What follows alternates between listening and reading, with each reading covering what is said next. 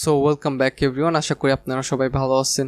তো আজকে আমাদের জাভাস্ক্রিপ্ট সিরিজের 21 ভিডিও অ্যান্ড আজকে আমরা কথা বলবো অবজেক্ট নিয়ে।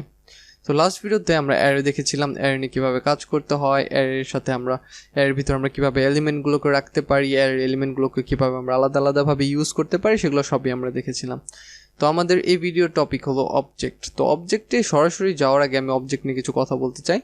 তো আমি যতটুকু দেখছি, যতটুকু বুঝতে পারছি যে জাভাস্ক্রিপ্টের মোস্ট ইম্পর্টেন্ট ডাটা টাইপটা হলো অবজেক্ট। কারণ জাভাস্ক্রিপ্ট প্রতিটা জিনিসকে আসলে অবজেক্ট হিসাবে দেখে বা অবজেক্ট বানিয়ে ব্যবহার করে।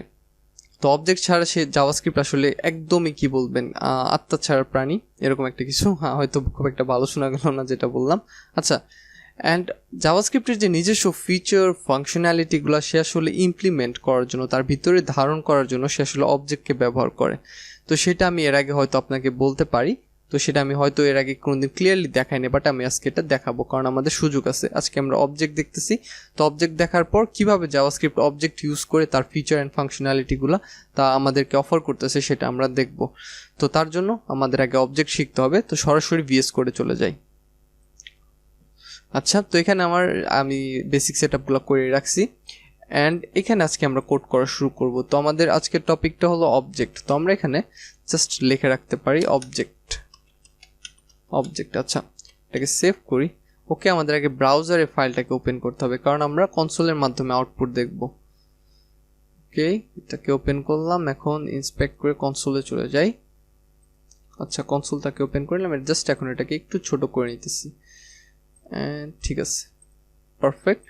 আচ্ছা, তো আমরা লাস্ট ভিডিওতে কি একটা এক্সাম্পল দেখেছিলাম যে আমাদের একটা প্রোগ্রাম ছিল, যে প্রোগ্রামে আমাদের অনেকগুলো আসলে মানুষের পার্সনের ডিটেলস সেভ করতে হতো। তো তার জন্য আমরা অ্যারেকে ইউজ করছিলাম। অ্যারের মাধ্যমে আমরা অনেক অ্যাডভান্টেজ পাচ্ছিলাম, আমাদের জন্য কোড, আমাদের ডিটেলসগুলো সেভ করা খুবই ইজি হয়ে গেছিলো। তো সেইটাই আজকে আমরা আসলে অবজেক্টের মাধ্যমে করব। তো আমরা একটা পার্সনের কী সেভ করছিলাম, আমরা তার ফার্স্ট নেম সেভ করতেছিলাম, আমরা তার লাস্ট নেম সেভ করতেছিলাম এবং তার লোকেশন সেভ করতেছিলাম। তো আমরা এখানে একটা ভেরিয়েবল নেব, কনস্ট পার্সন। সে পার্সন ভেরিয়েবলসের ভিতরে আমি এখন একটা অবজেক্ট ক্রিয়েট করব। তো ফার্স্ট অফ অল অবজেক্টের সিনট্যাক্সটা হলো দুইটা কার্লি ব্রেসিস। এই দুইটা কার্লি ব্রেসিসের ভিতরে যেমন আমরা অ্যারের ক্ষেত্রে কী করছি, আমরা সরাসরি ভ্যালুগুলো দিয়ে গেছি। আমরা যে ভ্যালুগুলো অ্যারের ভিতরে রাখতে চাই, স্টোর করতে চাই, সেগুলো আমরা 1 by 1 দিয়ে কমা দিয়ে সেগুলোকে সেপারেট করেছিলাম। বাট অবজেক্টের ক্ষেত্রে ব্যাপারটা একটু ভিন্ন।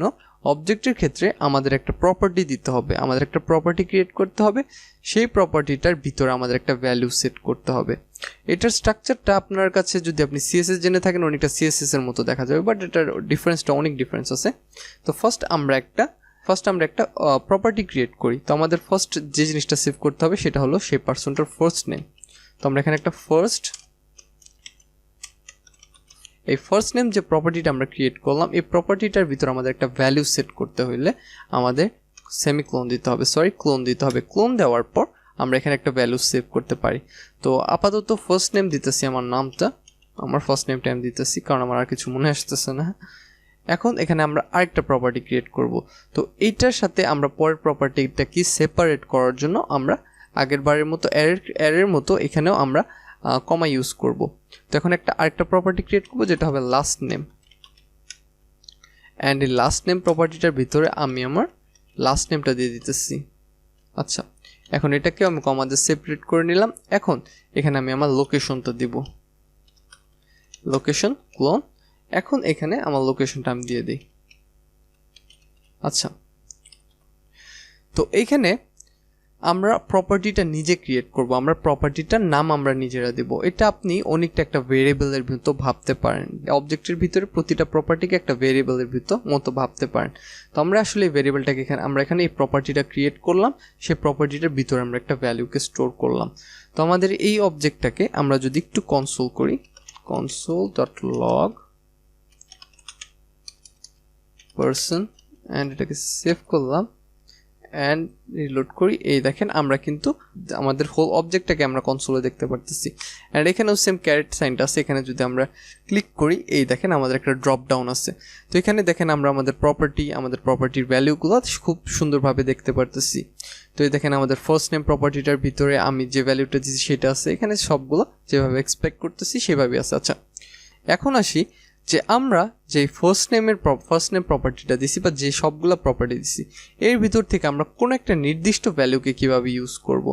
তো সেটা ইউজ করার জন্য আমাদের এখানে ডট ইউজ করতে হবে। ডট ইউজ করে আমরা যে প্রপার্টিটার ভ্যালুকে বের করে আনতে চাই সে অবজেক্টটার ভিতর থেকে, তো সেটাকে দিতে হবে। তো ফার্স্ট অফ অল আমি ফার্স্ট নেমটাই দিয়ে দিলাম অ্যান্ড যদি সেভ করি অ্যান্ড এখন যদি কনসোলটা রিলোড করি, এই দেখেন আমি কিন্তু ফার্স্ট নেম প্রপার্টিটার ভ্যালু পাইতেছি। আমি এখন আর হোল অবজেক্টটা পাইতেছি না, আমি শুধুমাত্র এখন ফার্স্ট নেম প্রপার্টিটার ভ্যালুকে ধরছি। এভাবে যদি আমি এখন লাস্ট নেম দিই তাহলে আমি লাস্ট নেমেরটা পাবো, এই দেখেন। আচ্ছা, তাহলে এখন আমি লাস্ট নেমেরটা পাইতেছি। তো অবজেক্ট অ্যারের ক্ষেত্রে কী ছিল, অ্যারের ক্ষেত্রে আমরা থার্ড ব্র্যাকেট দিয়ে ইন্ডেক্সের মাধ্যমে সেটা বের করছিলাম একটা এলিমেন্টকে অ্যারের ভিতর থেকে, অ্যান্ড অবজেক্টের ক্ষেত্রে আমরা সেটার প্রপার্টির মাধ্যমে করি। তো একটা জিনিস এখন একটু আপনি খেয়াল করার চেষ্টা করেন, আমরা যে কনসোল লগটা লিখছি দেখেন তো, এই কনসোল লগটা এবং পার্সন ডট লাস্ট নেম এই দুইটা কি অনেকটা সেম দেখা যায় কিনা দেখেন তো, দুইটা লেখার স্টাইলটা অলমোস্ট সেম কিনা, মানে এখানে একটু ডিফারেন্স আছে। তো তারপরেও দেখেন তো সিনট্যাক্সটা অনেকটা মিলে না, যে প্রথমে একটা অবজেক্ট, তারপর একটা ডট, তারপর সেটার একটা প্রপার্টি। আসলে এই কনসোলটা একটা অবজেক্ট যেটার ভিতর একটা মেথড হলো লগ। তো লগ হলো একটা ফাংশন। তো যখন আপনি একটা অবজেক্টের ভিতরে একটা ফাংশনকে স্টোর করবেন তখন সেটাকে একটা মেথড বলা হবে, এবং তাছাড়া যদি আপনি অন্য কোনো ভ্যালুকে রাখেন সেটাকে প্রপার্টি বলা হবে। তো এই যে আমাদের লগটা যেটার মাধ্যমে কনসোল ডট লগ, যেটার মাধ্যমে আমরা আউটপুটটা দেখতেছি, সেটা আসলে একটা ফাংশন এই কনসোল অবজেক্টের ভিতরে। এবং আমরা যে এর আগে ডকুমেন্ট ডট রাইট ইউজ করছিলাম, আমি যদি আপনাদের মনে না থাকে আপনাদের আরেকবার করে দেখাই, ডকুমেন্ট ডট রাইট, এই যে ডকুমেন্ট ডট রাইট ইউজ করছিলাম, বা আমরা আরও যে অনেক কিছু ইউজ করছি, তো সেই ক্ষেত্রে ওইখানে অনেকগুলাই ছিল অবজেক্টের ভিতরকার একটা প্রপার্টি। তো এখানে ডকুমেন্টটা হলো আমাদের সেই অবজেক্টটা যেটার ভিতর থেকে আমরা রাইট মেথডটাকে, এটাও একটা মেথড, এটা রাইট একটা ফাংশন, এটাই কারণে এটাকে একটা মেথড বলা হবে যেহেতু এটা একটা অবজেক্টের ভিতরে আছে, এগুলাকে আমরা ইউজ করছি। তো এইটুকে আপনি তো অবশ্যই বুঝতে পারতেছেন যে কনসোল লগ বা আপনার ডকুমেন্ট ডট রাইট এগুলো তো জাভাস্ক্রিপ্টের বিল্ট ইন ফিচার, এগুলা জাভাস্ক্রিপ্ট আমাদের অফার করতেছে, সে আমাদের জন্য ক্রিয়েট করে রাখছে। তো এগুলোই কিন্তু আসলে অবজেক্টের মাধ্যমে ইমপ্লিমেন্ট করা হয়েছে। এগুলোকে চাইলে সে অন্যভাবে ইমপ্লিমেন্ট করতে পারতো, অ্যারের মাধ্যমে ইমপ্লিমেন্ট করতে পারতো, বাট করে না, সেগুলোকে অবজেক্টের মাধ্যমে ইমপ্লিমেন্ট করা হয়েছে। কারণ অবজেক্টের ক্ষেত্রে এটা আমাদের জন্য ইউজ করাটা অনেকটা ইজি হয়ে যায় এবং সেটা অনেকটা ম্যানেজেবল বেশি। আচ্ছা, তো অবজেক্টের ইম্পর্টেন্সটা হয়তো আপনি এখন একটু ধারণা পেতে পারেন। তো এর অবজেক্টের ইম্পর্টেন্সটা আসলে অপরিসীম। অবজেক্ট যদি আপনি ভালো করে না বুঝতে পারেন তাহলে আপনি প্রোগ্রামিংয়ে আপনার কোনো ভ্যালুই থাকবে না। তো অবজেক্টের ভিতরে আসলে আমরা এই অবজেক্টের প্রপার্টির একটা ভ্যালুকে যে কোনো ধরনের ডাটা টাইপ রাখতে পারি। তো সেই ক্ষেত্রে আমি একটা কাজ করি, এটাকে আমি এখন সরাই দেই, আমি মনে হয় এখন আপনি বুঝতে পারছেন সব কিছু। আচ্ছা, তো আমরা অবজেক্টের একটা প্রপার্টির ভ্যালুকে আসলে যে কোনো ডাটা টাইপের ভিতর নিতে পারি। সেটা একটা বুলিয়ান হইতে পারে, সেটা একটা সিম্বল হইতে পারে, সেটা একটা ইন্টিজার হইতে পারে, বা সেটা একটা অ্যারেও হইতে পারে, বা সেটা একটা ফাংশনও হইতে পারে। তো আমরা যে এখানে লোকেশনটা দিছি সেই লোকেশনটা চাইলে আমরা একটা অ্যারে হিসাবেও রাখতে পারি। এই লোকেশনটা আমি এভাবে সরাসরি একটা স্ট্রিং দিছি, এখন এখানে একটা অ্যারে দিয়ে দেখায় আপনাকে। ওকে, এটা এরকম হলো কেন? আচ্ছা, তো এই ক্ষেত্রে আমি এখানে একটা অ্যারে দিয়ে রাখাই।